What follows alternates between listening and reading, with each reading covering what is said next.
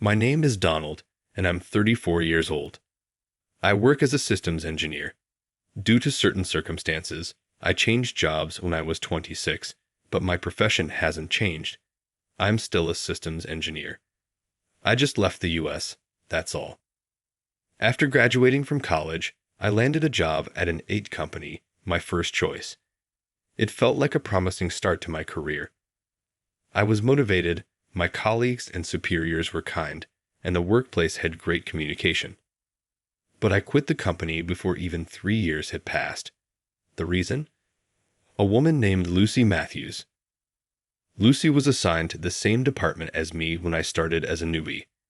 She had a unique presence and was beautiful, standing out in a world where cuteness was the norm. As we worked together, we grew closer and eventually started dating. I was shocked and overjoyed when Lucy confessed her feelings to me. I'm a plain guy, a nerd who struggles with stylish conversation, while Lucy was the center of attention at work, almost like a Madonna figure. She seemed out of my league, and even now, it feels like a miracle that she chose me. Lucy was well aware of her beauty and knew how to present herself. Embarrassingly, I was so afraid of her losing interest in me that I ended up being at her beck and call, always on edge. She quickly grew tired of me. Her last words still sting. "You might be capable at work, but you're a failure as a man. Being with you, Donald, was just boring." I was crushed by the sudden breakup and those harsh words. It's not every day you get scolded so directly, especially by someone you love. It was tough, especially since Lucy, who had dumped me so cruelly, was still working right next to me. I couldn't take it anymore. Please don't laugh at me for running away. I was weak. So, I left the company I had dreamed of working for. Since then, I haven't been in touch with Lucy. On the day I resigned, she was on paid vacation. It's been 10 years since I quit. Now, I'm standing in front of the company building I once adored, and it feels like I'm reliving the emotions of my first year there. The truth is, I didn't just leave the company in a hurry. I also fled the US. In a small industry like ours, I thought it would be hard to face my former colleagues if I got another job, so I decided to go somewhere where no one knew me. Foreign companies are truly meritocratic, and I daringly left the US to test my skills. It turned out to be a great decision. Despite my struggles with social skills, I found a company that highly valued my expertise as a systems engineer. I immersed myself in cutting-edge technology, and before I knew it, a decade had flown by. I returned to this company because an old colleague reached out and asked me to come back. It was a rather forceful invitation, so I made a request. Initially, I wanted to be employed as a regular staff member. That was my condition. I'm confident this experience will be useful when I return to my original work. So, here I am, starting over as a new employee at 36. The department I was assigned to is the same as before, but the atmosphere has changed. The employees seem more reserved now. There used to be more freedom and a lively exchange of opinions. I wonder what's caused this shift. As I surveyed the floor from the entrance, I heard a familiar voice behind me say, "Coming back like this, you've got some thick skin." While surveying the floor from the entrance, I was spoken to from behind, a voice I couldn't forget. "It's not like I came back because I wanted to," I replied. Lucy, listening to my reply, snorted discontentedly. She had the same floral perfume scent as before. "Well, since you're an attorney, no matter who your former colleague is, no matter how old you are, you're a rookie here. You're at the very bottom. Don't forget that." Lucy, who said this arrogantly, had become an action manager. With Lucy in charge of this team, I became her subordinate. Lucy, confidently walking ahead with the clacking of her heels, was as confident as ever. What bothered me, however, was the attitude of my colleagues, who were her subordinates. They seemed to be holding back around her. I carefully surveyed my surroundings and followed behind Lucy. Lucy introduced me as a returning rookie. Despite running away from this company, I came back. She introduced me as if mocking me. I'm Donald. Nice to meet you." When I greeted them, sparse applause broke out. When I was shown to my desk, I was surprised to see the one next to it. On the desk next to mine, there were 3 monitors, and in front of them, a small figure of a horse was displayed. Next to it was an eye massage and a shoulder-pounding stick. I could feel the strong presence. "What? Is there something wrong with my desk?" The one peering at me from below as she said this was a short, skinny girl. The inside of her wolf-cut hair was bleached white. The eyeliner around her eyes flared like a cat's. "Nice to meet you. I'm Emma Smith. Call me Emma." She stretched out her small right hand, full of rings, and I shook it back. Her hand was as small as an elementary school student's. As soon as Emma took her seat, she put on white headphones. After that, she began to work at an astonishing speed. Thinking that she might only be assigned simple tasks, I stealthily glanced at Emma's screen. I let out a surprised voice involuntarily. What Emma was getting done at an incredible speed was not simple work. She was solving intricate puzzles and codes with incredible speed. No doubt the ace of this department is Emma. I'm certain of it. "What's up? Interested in me?" Emma, who I thought was only looking at her monitor, said this without changing her gaze. Caught in the act of sneaking glances, I felt a bit guilty. "You can look at me more openly if you want." She turned her face towards me and smiled as she told me this with an upward glance and a smile. I could only respond with a grunt and scratch my head. By all means, feel free to compliment me. Being told this so refreshingly felt, well, refreshing. The atmosphere in the office had changed, but everyone's skills hadn't diminished. That gave me a sense of relief. That said, it seemed that Boss Lucy might be responsible for this change in atmosphere. On my first day as a system engineer, the task given to me was stapling documents. The only time I touched a computer was to check company emails. Lucy intentionally kept me away from computers. In other words, she only assigned me to do miscellaneous tasks. "Newbies make the coffee in this office. Since you, Donald, are the most recent and lowest in rank, please take care of the chores. Oh, and also, please make a lunch reservation for us." Saying that, Lucy left a stack of cards from restaurants at my desk. Seeing this, Emma gave a wry smile. She always does this to new people. "If there's anything you don't understand, just ask me.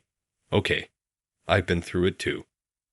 Being encouraged by Emma, I couldn't help but smile wryly too. Being encouraged by a girl almost 10 years younger made me feel like I'd regressed to my pitiful past. "Thanks, that helps," I said as I bowed my head in thanks.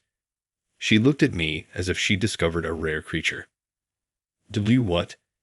Is there something wrong?"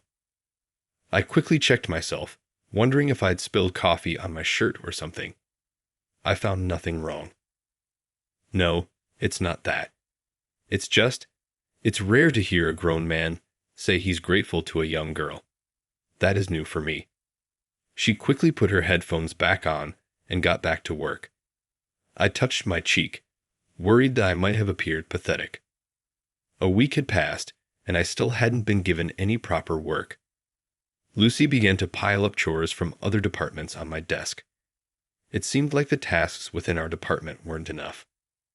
"Good morning, Mr. McKenna." Rubbing her sleepy eyes, Emma arrived at work just in time.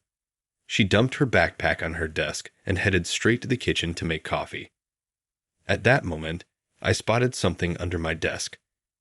I picked it up and was taken aback. It was a flamboyantly pink and blue bikini top. I hurriedly looked around. Luckily, no one seemed to notice that Emma's backpack was left half open on her desk. I picked up what had fallen out, but I wasn't sure what to do next. I thought about sneaking it back into her bag, but that would be tricky if Emma came back while I was doing it. As I was trying to figure out my next move, Emma's voice, tinged with a sigh, reached my ears. Without thinking, I jumped up from my chair and looked up. Emma was standing there with a teasing gaze that made my heart flutter. I saw a side of her that was rarely shown, so feminine and gentle. This was on the floor, I stammered, handing her the item. Emma leaned in close to my ear and whispered, "Reality is 100 times cuter than imagination." Her breath was warm against my hair, and I slid off the chair, overwhelmed by the strong scent of her perfume. Emma's perfume was subtle when we sat next to each other, but up close, it became alluring. My heart raced as I realized I was being teased by someone so much younger.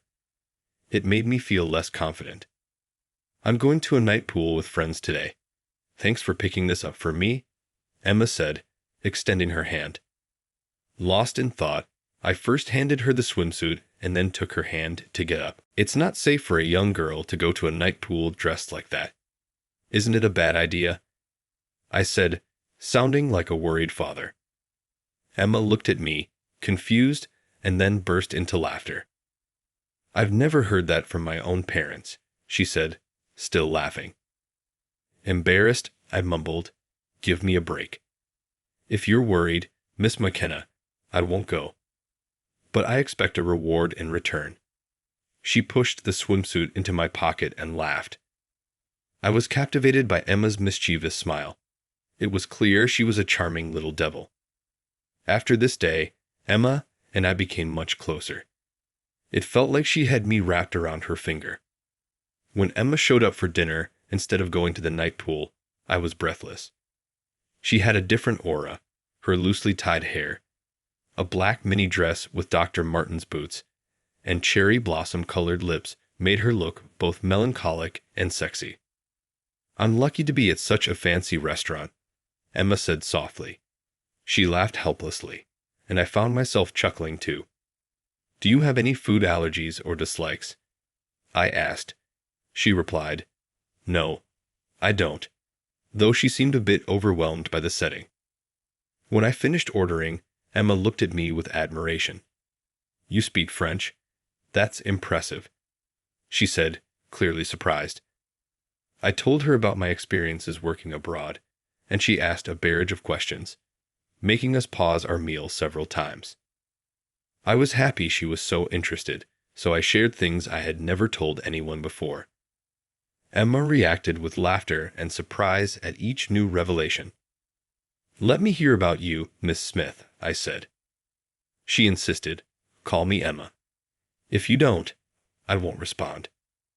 I nervously called her Emma, and she responded with a smile and a tilt of her head that nearly knocked me off my feet. That night, I learned a lesson. I was no match for her charm. The next day, Lucy, whom I ran into in the hallway, teased me loudly, "Looks like you've got a thing for younger girls now. Wasn't it me you were infatuated with before?" Her comment made everyone around us whisper and glance in my direction. I was taken aback. "I thought you'd be married and retired by now. That's why I returned to this company. I didn't expect you to be still on the market." In my words, Lucy's face turned bright red. The whispers around us grew louder. Lucy had already started spreading stories of my past among my colleagues. I had once come across her animatedly sharing stories of how I used to be head over heels for her. While it's true that I was infatuated with Lucy, I'm not ashamed of it. However, her exaggerations and smug way of narrating irked me. Being able to pay her back a bit felt somewhat refreshing. "What's still on the market?" "That's rude. It's just that I haven't met a man who's worthy of me." "Stop making fun of me." Lucy raised her voice in protest. Apparently, she is in a close relationship at the moment. She rambled on about her partner, a high flyer in the industry, being more wonderful than any men in our company. Although no one had asked, it seemed like she didn't want people to think she was single. It's typical Lucy, who's always had a boyfriend without a break. There's no doubt she has someone now, but when it comes to marriage, men look at different aspects of a woman, whether living together would be enjoyable or tiresome. In other words, while Lucy is popular but not married, she's great as a girlfriend but not suitable for marriage. The current situation demonstrates that clearly. Well, that's the thing. Don't compare me with someone who can only handle young girls. Leaving behind such a dismissive remark, the visibly annoyed Lucy stormed off. I watched as she took out her anger on her subordinates while she left. Oh, Lucy's boyfriend? Yeah, I know him. He's from the development department of our rival company. He's really cheesy and, well, creepy. During lunch break, Emma and I were nibbling on some sweet bread at our adjacent desks when I asked about Lucy's boyfriend. Emma gave a rather disgusted look as she filled me in about the man. The fact that she herself had been hit on by him seemed to disgust her to her core, which I found amusing and couldn't help but chuckle. It's not funny. I think that guy is a schemer. He even tried to talk me into transferring and suggested I bring some information as a gift. The conversation quickly took a grim turn. What do you mean by that? I stopped nibbling on the pastry. Exactly what it sounds like. That man is trying every trick in the book to steal our development information. Emma crumpled up her bread bag and, with a dangerous smile, delivered her words. Given the circumstances, it appeared that Lucy was his current target. From what I gathered today, Lucy seemed quite smitten with him. I could only hope that my bad feeling wouldn't turn out to be true. I know who you really are, Donald said, nonchalantly revealing my secret as she looked at her computer monitor. What, you're joking, right? The words slipped out of my mouth, to which Emma gave a wicked grin. On her computer screen was my confidential transfer order, which hadn't been disclosed publicly. She seemed to have effortlessly bypassed the HR computer security and discovered the truth.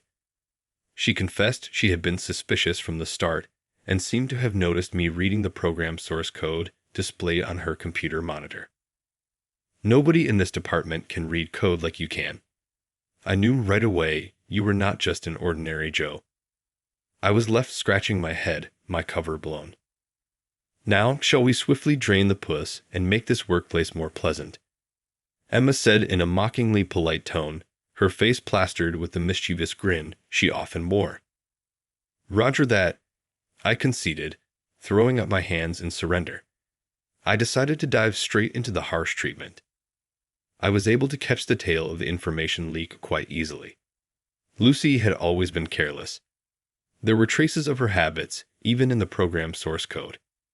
She had copied the program of a recently developed system, and there were traces of her attempting to take it outside the company.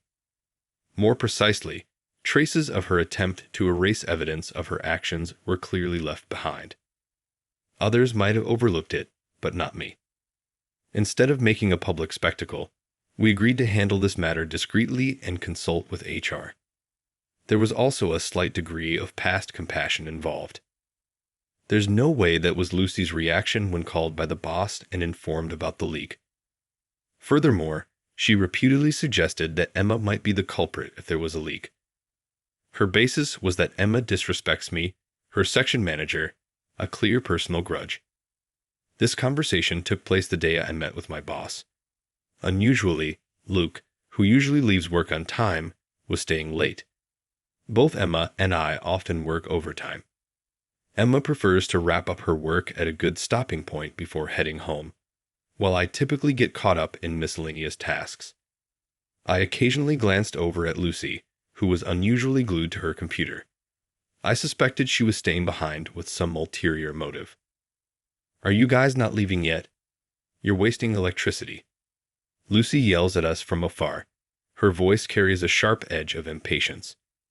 I can feel Lucy's anxiety as if I could touch it. She must be trying to cover up all her wrongdoings. But all the access codes have been rewritten by my coworker Emma.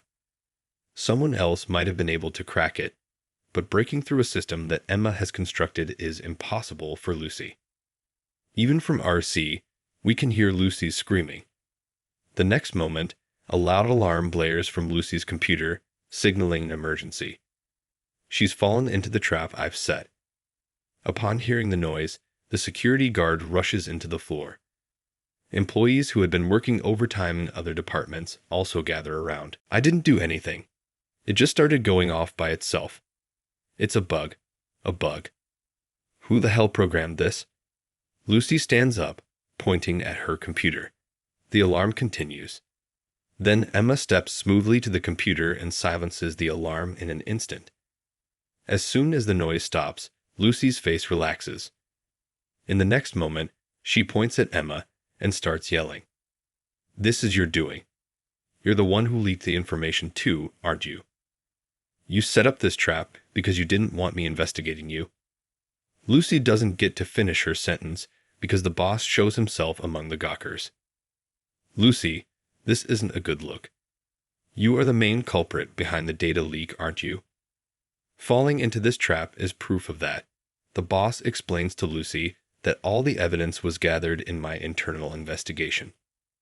Lucy chokes and looks at me. "You're lying. Donald doesn't have these skills. What could a good-for-nothing errand boy do?" Lucy glares at me, then rounds on the boss. The boss sighs in exasperation. "Donald, I'm glad we followed your plan. I never expected to catch such a big fish." Lucy looks at me dumbfounded as the boss speaks to me amicably. She clearly hadn't expected that I was working with the boss. Donald is a talent we invited to our company as a supervisor. He's my right-hand man whom I brought in from England. At the boss's words, Lucy is stunned into silence. "We'll notify you of your punishment later. For now, go home and refrain from work until we get in touch." Upon hearing the boss's words, Lucy collapses on the spot. Later, Lucy gets transferred to a small branch office in Nebraska. I end up taking over Lucy's position. Emma complained about her desk being moved away from mine, but there's nothing that could be done about that. Although the ending left a sour taste in our mouths, the atmosphere at work changed completely. I think it's getting closer to how it was when I was around. A workplace with a good flow of communication where lively and candid exchanges of opinion are possible and performance quickly starts to improve. Everyone on the floor acknowledges that Emma is contributing to this change. I think we can continue to work together like this forever. That's what I was leisurely thinking, but Emma isn't someone who would settle here. A year later, she receives an offer to study abroad in Japan, bringing home the latest technology and information. That is her mission. The company is covering all the expenses for her study abroad. She had absolutely no reason to refuse. When this conversation came up, I was shaken. We never openly acknowledged it, but we consider each other as lovers. I lack the capacity to cheerfully wave goodbye as my irreplaceable partner sets off across the sea. How can I make her stay? That's all I could think about. Even when I'm with Emma, all I can do is contemplate how to make her stay in the U.S., making it impossible to enjoy our time. Should I propose marriage as a last resort? I'm disgusted by myself for even considering such a low method. Emma laughs as if she sees right through my thoughts. "Hey, are you going to be lonely if I go to study abroad?" Emma, who has always been one step ahead of me, stops and turns to look at me. "Of course I'll be lonely. That's a given." Emma chuckles happily on hearing my reply. I thought this was the only moment to mention marriage. Just when I gathered my courage and tried to voice it, Emma's slender finger touched my lips. "No, not now. When I come back from Japan, then you can move on me. I'll say yes right away." Emma looks at me with unusually serious eyes. After she finishes her sentence, she gives me a soft smile. I raise both my hands in a surrendering pose. I've never won against Emily anyway. I get it. I promise. And so, I sent her off. 4 years later, I'm waiting for Emma at JFK Airport. It's not like me, but I've prepared a bouquet of flowers. I've had my opening line decided since 4 years ago. "Welcome back. Will you marry me?" My heart feels like it's about to leap out of my mouth. The electronic display announces the arrival of Emma's flight. It's only a little longer. In a little while, a new chapter of our story will begin. Of course, the ending is planned to be a happy one. How did you find today's story? Your subscription and likes will be an encouragement for my content creation. I look forward to your comments. See you in the next video. Alright, everyone's presentations are done. Nick, the manager, said as he tried to move the discussion forward. "Excuse me, I haven't. I recently found out something." Nick interrupted me and began to speak. "There's apparently someone in this department who didn't graduate high school and is just a part-timer." "Meetings should be for employees only." "Absolutely right." His lackey, Mike, of course, agreed with Nick. "I'm leaving." After leaving the meeting room, I started to shut down my computer. I noticed that an email had arrived, not in my personal inbox, but in the company's shared email. Thinking, there's no point in speaking up, no one will listen, I went home quietly. The next day, I heard a commotion from Nick's desk. He was staring at his computer screen, his face pale. "Nick, is something wrong?" Mike looked at the screen with him. And he turned even paler than Nick. Why is he so angry? Knowing the reason for Mike's distress, I thought to myself, serves them right. My name is Adam. My mother passed away when I was in the 9th grade, and I was raised by my father. Well, you could hardly call it being raised. After my mother passed, my father changed. He drowned his sorrows in alcohol, and though he still went to work, he squandered our living expenses on horse racing. Because of that, I had to start working part-time as soon as I entered high school. Every month, I went to the convenience store with bills in hand that couldn't be auto-deducted from my father's account. Even though I endured it because I didn't want to be alone, I reached my limit in my second year of high school and dropped out. I found a live-in job at a distant inn. Thank you for everything. The day I left home, my father, still staring at the TV, spoke. Take care. That was our last conversation. Back then, 18 wasn't the age of majority, so I needed my father's permission to work, and I couldn't hide my place of employment. Yet, my father never visited me even once. I kept working just to survive, and before I knew it, I was 42. Years of hard work paid off, and I was transferred to the headquarters. I was thrilled to be recognized by the company, as I thought I'd be working in the field until retirement due to my lack of formal education. Listen up. Our work can change the future of our employees. Don't drag us down. On my first day after the transfer, Nick, dressed in an expensive suit, spoke sternly. There was a reason for this. Our inn was located in a prominent tourist destination, known so well that everyone in the state could sing its commercial jingle. At its peak, we had 5 locations within the state. But that was long ago. Due to financial difficulties and aging facilities, only the place where I had worked for many years and the original establishment remained. I was prepared to lose my job anytime, but now there was a glimmer of hope. With the rise of social media, the tourist area where the inn was located started gaining attention again. Depending on how hard the sales department, where I was transferred, worked, we could either thrive or be forced to give up this prime location to the new hotel chains continuously popping up. For Nick, who had switched careers from another industry to strengthen our sales, this was a battle he couldn't afford to lose. I understood why he had to be strict. I will do my best. Nick sneered at my enthusiastic declaration. Did you not hear what I said? I'm sorry. I thought I was listening carefully.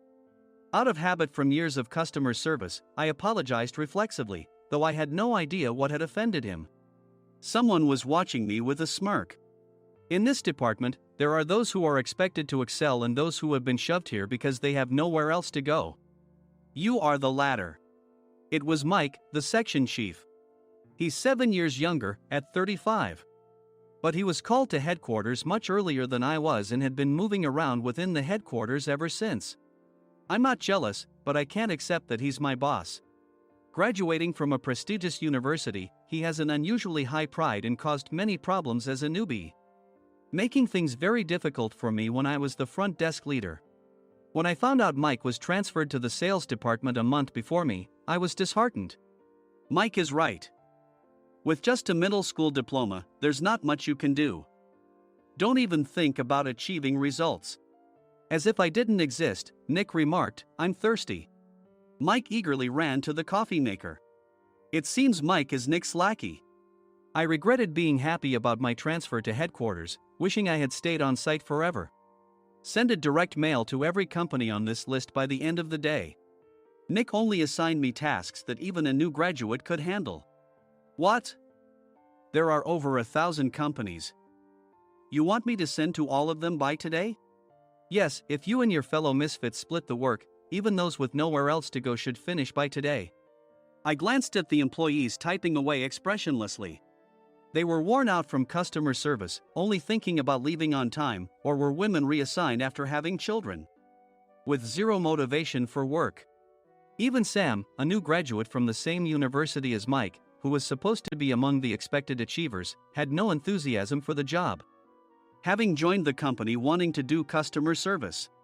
I don't care what they say, I plan to quit anytime, he said. Only Nick and Mike were highly motivated, making all the decisions between the two of them. I originally only wanted to work at the inn to survive and had no particular attachment to this job. I swallowed my words, thinking I had no right to reprimand them.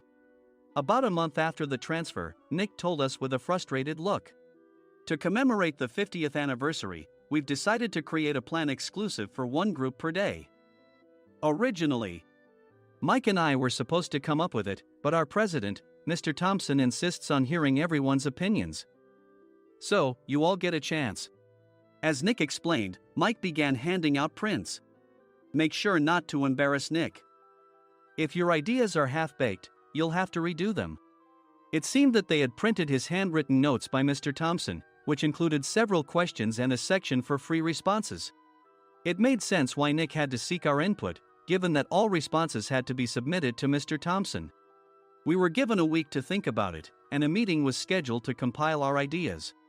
My plan is to let guests enjoy both the old and modern America. Nick began the presentations. Guests would watch a master confectioner at a nearby traditional sweet shop make sweets in front of them. The welcome drink would be premium tea in a bottle. Nick's plan was certainly attractive. After his presentation, Nick called on us to present in the order we were seated. Just as I stood up for my turn. All right, everyone's presentations are done. Excuse me, I haven't. I recently found out something. Nick interrupted me. There's someone in this department who didn't graduate high school and is just a part-timer. He was likely talking about me. I joined the company as a part-timer and was made a full-time employee when I turned 20. That was 20 years ago, so Nick and Mike probably had no chance to know until recently. Meetings should be for employees only. Absolutely right. After that, Nick kept creating opportunities to solicit everyone's opinions, purposefully excluding me from speaking. The meeting unexpectedly heated up and went past the scheduled end time. A few people asked to leave, and the discussion continued with the remaining few. Still here? Normally, you'd leave in that situation. Though I had no attachment to the job initially, hearing kind words from customers made me want to make them happier. For someone like me, with nowhere to go, the inn was my home and customer service was my life. I felt pathetic about my current self. I'm leaving. I left the conference room and started shutting down my computer. I noticed an email had arrived, not in my personal inbox, but in the company's shared email. Thinking no one would listen to what I had to say anyway, I quietly went home. The next day, while preparing the DM as instructed, I heard a commotion from Nick's desk. In his haste to stand up, he hit his knee on the desk. He stared at his computer screen, his face pale. Nick! What's wrong? Mike, thinking he should be the first to rush over, approached Nick while still wearing his coat. He peered at the screen with Nick. And he turned even paler than Nick. Why is he so angry? Who is responsible for this company? Nick, more irritated than ever, asked, and Mike answered without checking. Probably Sam. Sam wasn't there because he was attending a morning training session for new hires. Nick gave up on getting angry and returned his gaze to the screen. They were looking at an email that arrived right after the end of the working day yesterday. Apparently, no one, including me, had checked it before leaving. The email was from a large company that used us for their annual employee trips. The president and executives of that company also frequently used our services personally. President of the company, Mr. Mason himself had declared that neither he nor his company would ever use our services again. Well, some companies cancel their employee trips or stop using our services due to financial struggles. Let's just move on. Mike kept wiping the sweat from his forehead with a handkerchief. Knowing why Mike was so agitated, I quietly watched their interaction. Do you know how much revenue we get from that company? We can find other guests to fill the rooms, but we'll lose the banquet costs, gift shop revenue, rental car fees, and more. Moreover, the gifts were supposed to be prepared by the traditional confectionery shop involved in Nick's proposed plan. If it's known that we incurred such a huge loss at this critical time, Nick's position in the company would be jeopardized. Nick took a deep breath, seemingly trying to calm himself. All right, Mike. Go to New York right now and apologize to Mr. Mason. What? You're coming with me, right? I have urgent work to do. I trust you, which is why I'm entrusting this to you. Please. Mike, believing Nick's sincerity, agreed with a determined look on his face, saying, yes. That's Nick for you. Even if Mike went to apologize, Nick would shift all the blame onto him if the client didn't change their mind. Well, it was Mike's fault to begin with, so it served him right. About 3 hours later, Sam answered a call from somewhere and repeatedly apologized, saying, I'm very sorry. Everyone watched to see what was happening. After ending the call, he informed Nick with a weary tone. When Mike arrived at the client's company, he only made things worse, further infuriating Mr. Mason. He was demanding, get his boss here immediately. It was no wonder Sam was exhausted, dealing with such a call right after returning from training. What is that idiot doing? All right, Adam, you're coming with me. If sacrificing Mike didn't work, then I must be next. Normally, I'd want to refuse at all costs, but I saw an opportunity in this situation. If I can be of assistance, I'd be happy to join you. I obediently followed Nick, and we flew to New York. When we introduced ourselves at the reception, it became clear how serious the situation was, as the receptionist personally escorted us to the president's office. Angry voices leaked through the door, making both Nick and me uneasy. Excuse me. I'm Nick, the supervisor. I understand my subordinate has caused you trouble, and I deeply apologize. Nick, with his experience in the corporate world, knew enough to offer an apology before excuses. However, his customer service skills left much to be desired. I sighed as I saw Mike trembling like a small dog in the corner of the room. What kind of training are you giving your subordinates? Mr. Mason glared at Nick with a red face. The intensity of his gaze made even Nick take a step back. Regrettably, I joined this company only 2 years ago and was unaware of Mike's issues. I should have identified his shortcomings sooner. Indeed. I should have realized sooner. No sensible person would come to apologize and then give a lengthy presentation on the drawbacks of not using their in. Nick froze, his mouth slightly open. Suspecting the worst, I picked up the documents that had fallen to the floor. It seemed Mike hastily prepared these documents on the plane, listing the disadvantages. Disadvantage 1: if you change the venue for the company trip, employees might suspect it's for cost-cutting reasons, leading to a negative impression. Reading it aloud half-jokingly, Nick snatched the papers from my hand and checked the contents with a furious expression. Among the stack of documents was a receipt from a nearby convenience store's copy machine. I felt a pang of dread, hoping he hadn't shown the receipt as well. What do you think he said when I asked what kind of nerve he had to do this? I'm very sorry. Faced with the dire situation, Nick must have thought there was nothing left to do but apologize. In a voice smaller than I'd ever heard from him, he uttered words of apology. He said, I'm a Harvard graduate. I don't believe I said anything wrong. Mike, what have you done? Forgetting his plan to pin the blame on Mike, Nick yelled loudly, even in front of Mr. Mason. I didn't do anything wrong. You're still saying that? Look at him. Mike pointed at me with a shaking hand. I was assigned to headquarters in my 20s and now I'm a section chief. This guy only made it to headquarters at 42. Everything I've done proves I was right. So why are we losing the contract? Having said his piece, Mike collapsed to the floor. Of course. You were sent there because you had nowhere else to go. Mike never expected to hear such words from someone he looked down upon. He lunged at me, and Nick hurriedly stepped in to stop him. Mr. Thompson told me Mike is a quick thinker, and to take good care of him. There's no way he was pushed aside. Don't make things worse here. He didn't say quick thinker, he said only quick-witted, didn't he? I don't remember that part. I recalled the many troubles Mike caused when he was a newbie. When Mike was on the front line, his pride was so high that he never apologized to customers. Customer service, especially in our job, doesn't work alone. It brings both good and bad situations.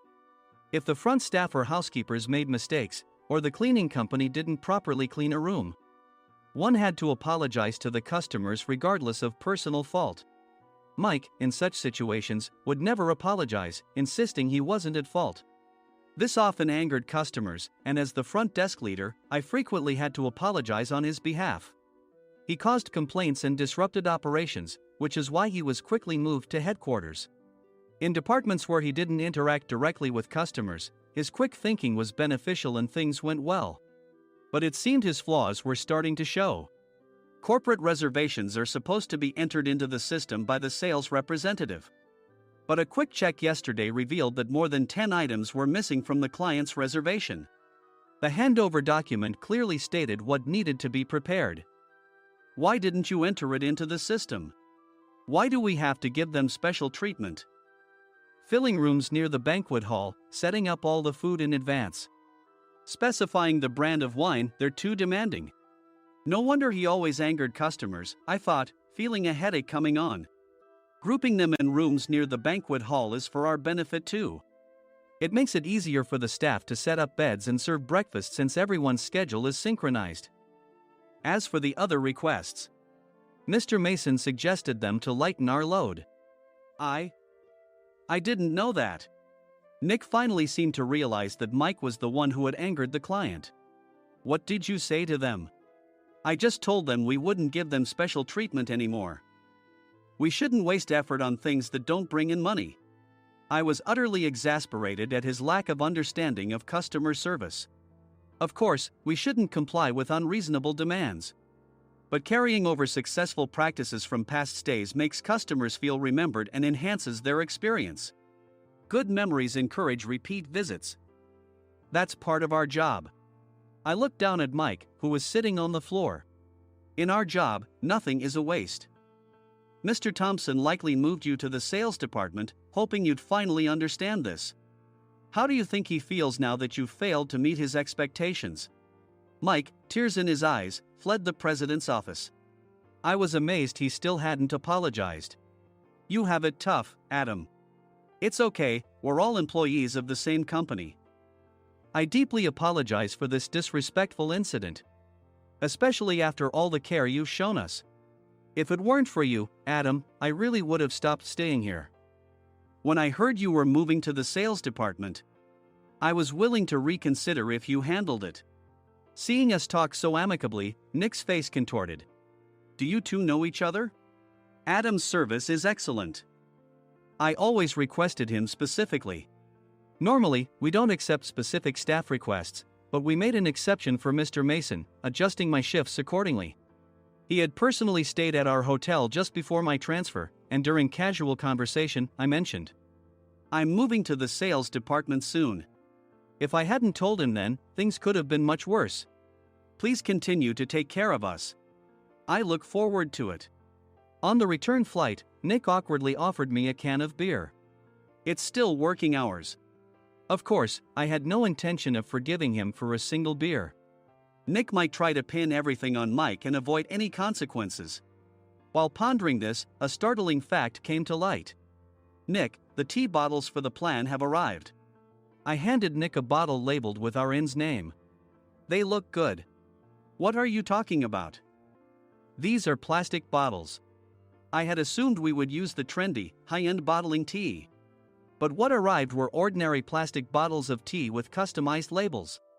The only unique aspect was the label, which had the inn's name, making it look customized. Upon further investigation, I discovered that a substantial amount of money was set to be paid to the tea company. It was priced like bottling tea. Does this plastic bottle really cost $100 each? The tea inside is specially blended for us. The extra cost is for that. Wouldn't it be better to use another tea company? Or is there a specific reason we must use this one? As Nick continued to make excuses, I showed him a printed email. I informed the tea company's president, Mr. Mitchell, that we discovered irregular payments and he confessed. He said you two were high school classmates and planned to split the extra money. That idiot. Why did he confess? That's not important. You should worry about yourself, this could turn into a police matter. Opening the bottle cap, I suggested. How about calming down with this tea? It supposedly has a relaxing effect. Nick drank the tea frantically. In the following days, decisions were made about their fates. Mike was reassigned to the General Affairs Department, with no chance of transfer or promotion, as per Mr. Thompson's orders.